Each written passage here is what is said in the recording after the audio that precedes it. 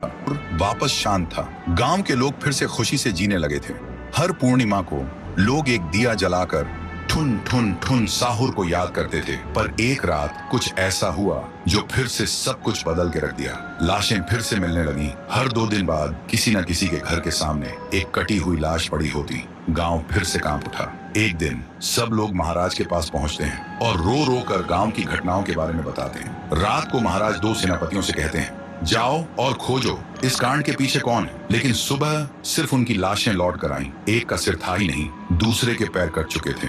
महाराज समझ गए कुछ तो लौट आया है, कुछ जो सिर्फ मौत का खेल खेल रहा है। और फिर कहते हैं, अब इस जंग का सामना मुझे ही करना होगा। उसी रात महाराज चुपके से गांव में आते हैं और एक पेड़ के पीछे खुद को छुपा लेते हैं। और ठीक रात के 2:30 बजे अचानक कहीं से धुआं छा जाता है और उस धुएं के अंदर से एक आवाज आती है,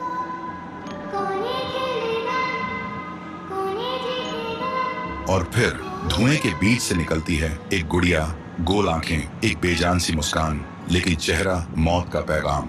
वो गुड़िया एक घर के गेट तक जाती है और बच्चों जैसा एक गाना गाने लगती है। उसके गाने की आवाज सुनकर एक आदमी बाहर आता है और अगले ही पल वो गुड़िया उसका सिर चबा जाती है। वो आदमी तड़प तड़प के वहीं जमीन पर गिर जाता है। महाराज सब कुछ देखते हैं। उनकी आंखें भर जाती हैं। उन्हें समझ आ जाता है इसके सामने जाना मतलब खुद का अंत लिखना है। अगली सुबह गांव के लोग इकट्ठा होते हैं। महाराज कहते हैं, ये पिछले भूत से भी ज्यादा डरावनी है।